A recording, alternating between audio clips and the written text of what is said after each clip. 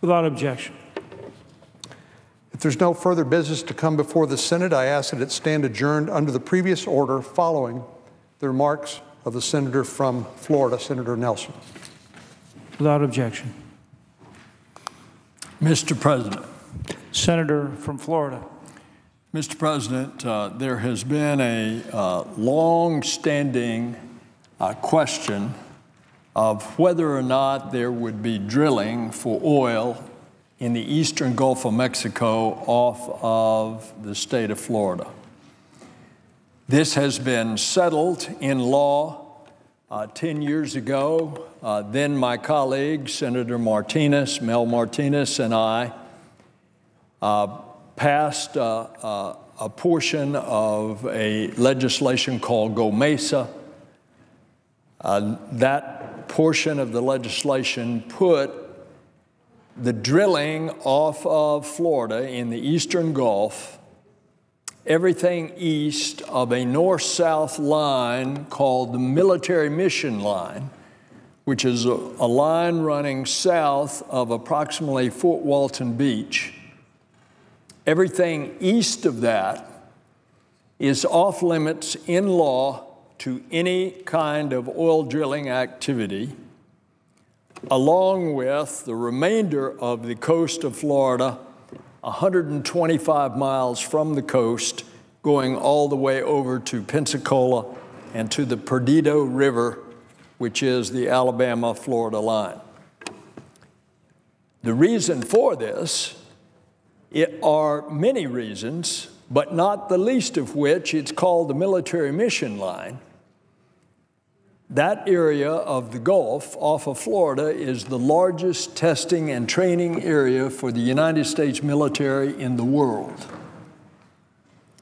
It, compared to other testing ranges, such as the Nevada test site, it dwarfs that site because you can see from north to south, you have ranges as far as 300 miles.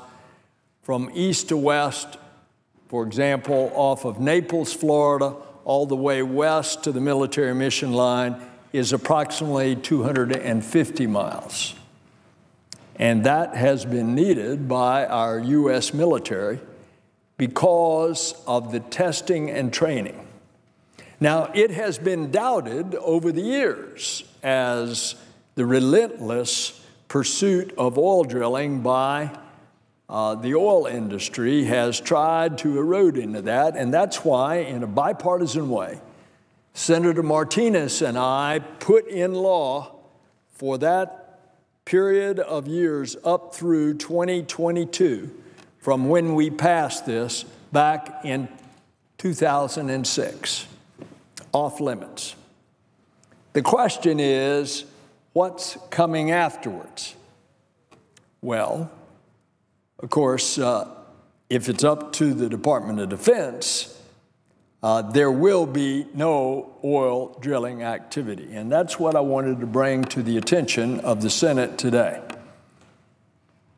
Two previous secretaries of defense in Republicans' administrations, including Secretary Rumsfeld, have written letters to state the policy that any oil-related activity in that testing and training range would be incompatible with the mission of the testing and training of the U.S. military. The reason I'm bringing this to the attention of the Senate today, it has just come into my possession, a letter signed by the acting Undersecretary of Defense for Personnel and Readiness, a gentleman, Mr. A.M. Kurta, who is writing, and I quote, "I have been asked to respond to your letter." This is to Congressman Matt Gaetz on behalf of the Secretary of Defense. And this is regarding the maintaining of the moratorium on oil and gas activities in the Gulf of Mexico beyond the year 2022. And the letter states, and I quote, the Department of Defense cannot overstate the vital importance of maintaining this moratorium. Now, why is that? The letter goes on to explain not only the necessity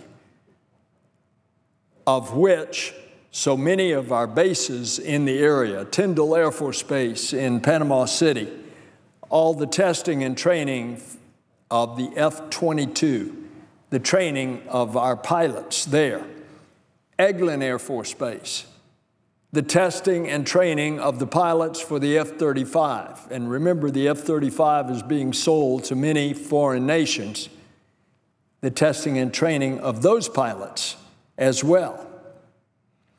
But now, with new technologies, and I quote from the letter, emerging technologies such as hypersonics, autonomous systems, and advanced subsurface systems will be requiring enlarged testing and training footprints and increased DoD reliance on the Gulf of Mexico Energy Security Act's moratorium beyond 2022. The moratorium is essential for developing and sustaining our nation's future combat capabilities. End of quote. So I think it's pretty clear. There's one other issue, and this all follows, Mr. President, the fact that this senator filed a bill last January to extend this moratorium. Just recently, I point out that a bipartisan delegation of Florida, a good number of a majority of the members of the Florida delegation, bipartisan, signed a letter to the Department of Interior and the Department of the Defense requesting the extension of this moratorium in law past the year 2022. The response from the Department of Defense has come today. So there's one further issue, and that is if it's off limits to oil drilling in law, is there any question about it ought to be off limits to seismic testing?